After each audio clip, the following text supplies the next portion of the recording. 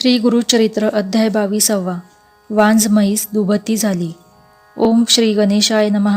श्री सरस्वते नमः. श्री गुरुभ्यो नमः. श्री कुलदेवताय नमः. नामधारक शिष्य सिद्धयोग्यांच्या चरणांना वंदन करून म्हणाला, अहो योगेश्वर मुनिवर्य, तुमचा जय जयकार असो. तुम्ही खरोखर भवतारक सागर आहात. अज्ञानरूपी अंधार दूर करणारे तुम्ही दिव्य ज्योती आहात. तुमचे चरणस्पर्श होताच मला ज्ञानप्राप्ती झाली. माझे मन परमार्थाकडे वळले आहे. कामधेनू समान श्री गुरुचरित्र तुमच्या मुखातून मला ऐकावयास मिळत आहे. हे माझे केवढे भाग्य. तुम्ही मला श्री गुरुचरित्र सविस्तर सांगत आहात, पण माझे मन तृप्त होत नाही. आणखी ऐकण्याची मला तीव्र इच्छा आहे. श्री नृसिंह सरस्वती गाणगापुरास आले असे तुम्ही सांगितले.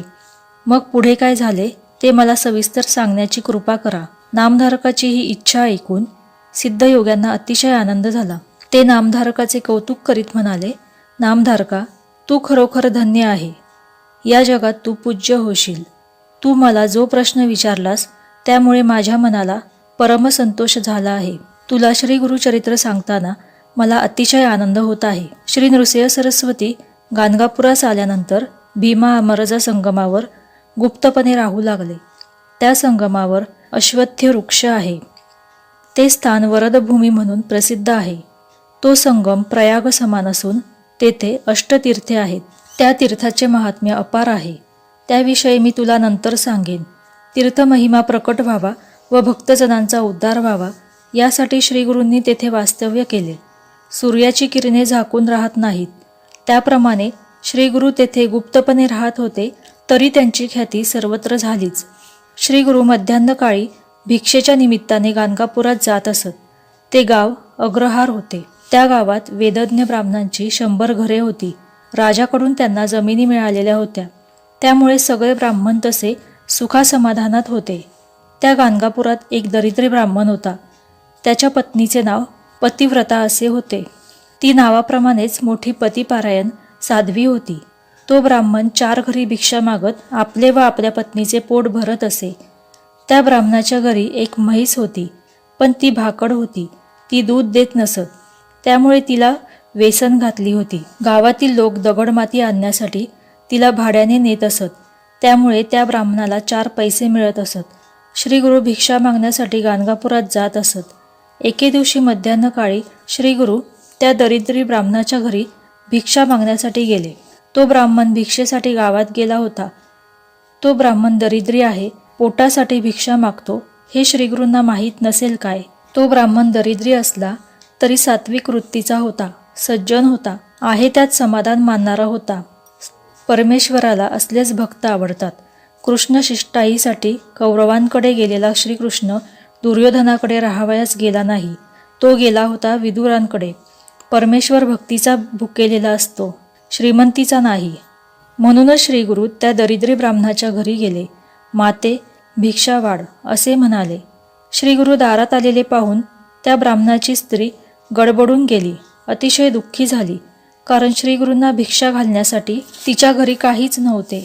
ती श्रीगुरूंना वंदन करून म्हणाली, माझे पती भिक्षा आणावयास गावात गेले आहे. आपणास देण्यासाठी घरात काहीच नाही. आपण थोडा वेळ थांबावे. त्या स्त्रीची अगतिकता पाहून श्रीगुरू तिला म्हणाले, तुझ्या घरात काही नाही असे कसे म्हणतेस? तुझ्या घरी म्हैस आहे, ती भरपूर दूध देणारी आहे. तेव्हा मला भिक्षा म्हणून दूध दिले तरी चालेल, काही नाही असे म्हणू नकोस. तेव्हा ती म्हणाली, महाराज, म्हैस असून नसल्यासारखीच. ती भाकड आहे, ती दूध देत नाही, म्हणून आम्ही तिला रेडा म्हणून ठेवली आहे. ती कधी व्यायलेलीच नाही, म्हणून तर तिला वेसन घालून माती वाहून नेण्यासाठी उपयोगात आणतो. मग आपल्याला दूध कुठले देऊ? तेव्हा श्रीगुरू जरा रागानेच म्हणाले, तू खोटे बोलतेस. तुझी म्हैस दूध देते. जा जा, तिचे दूध काढून आण. श्रीगुरूंच्या शब्दावर विश्वास ठेवून ती भांडी घेऊन दूध काढण्यासाठी गोठ्यात गेली. तिचे आचळ पाण्याने स्वच्छ करून ती दूध काढू लागली. तर काय आश्चर्य, त्या म्हशीने भांडी भरभरून दूध दिले. श्रीगुरू सामान्य संन्यासी नाहीत, ते अवतारी महात्मा आहेत याची तिला खात्री पटली. तिने दूध गरम करून श्रीगुरूंना दिले. श्रीगुरू ते प्राशन करून संतुष्ट झाले. त्यांनी तिला आशीर्वाद दिला, तुझ्या घरी अखंड लक्ष्मी राहील. तुझी मुले नातवंडे सुखात आनंदात राहतील. तुला कधीही काहीही कमी पडणार नाही, असा आशीर्वाद देऊन श्री गुरु संगमाकडे परत गेले. आज त्या ब्राह्मण स्त्रीच्या घरात आनंद ओसंडून वाहत होता. काही वेळाने तो ब्राह्मण भिक्षा मागून घरी परत आला. त्याला सगळी हकीकत समजली. तो म्हणाला, आपले दारिद्र्य गेले. श्री दत्तगुरूंनीच आपल्यावर कृपा केली आहे. आपण त्यांच्या दर्शनाला जाऊया. ती दोघे संगमावर गेली. त्यांनी श्री गुरु नृसिंह सरस्वतींचे दर्शन घेऊन त्यांची यथासांग पूजा केली. त्या दोघांचे हृदय कृतज्ञतेने भरून आले. श्री गुरूंच्या कृपा आशीर्वादाने ते कुटुंब ऐश्वर्य संपन्न झाले. त्यांना धन, धान्य, पुत्रपौत्र सर्व काही भरभरून मिळाले. ही कथा सांगून सिद्धयोगी नामधारकाला म्हणाले, श्री गुरु दत्तात्रयांची ज्याच्यावर कृपा होते त्याला दुःख, दैन्य, दारिद्र्य कधीही भोगावे लागत नाही. त्याला 8 प्रकारची ऐश्वर्ये प्राप्त होतात. यासाठीच सरस्वती गंगाधर श्री गुरुचरित्र विस्ताराने सांगतात.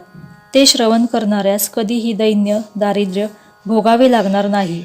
अशा रीतीने श्री गुरुचरित्रामृतातील वांझ म्हैस दुभती झाली नावाचा अध्याय 22वा समाप्त. श्री गुरु दत्तात्रयार्पणमस्तु. श्री स्वामी समर्थ. जय जय स्वामी समर्थ.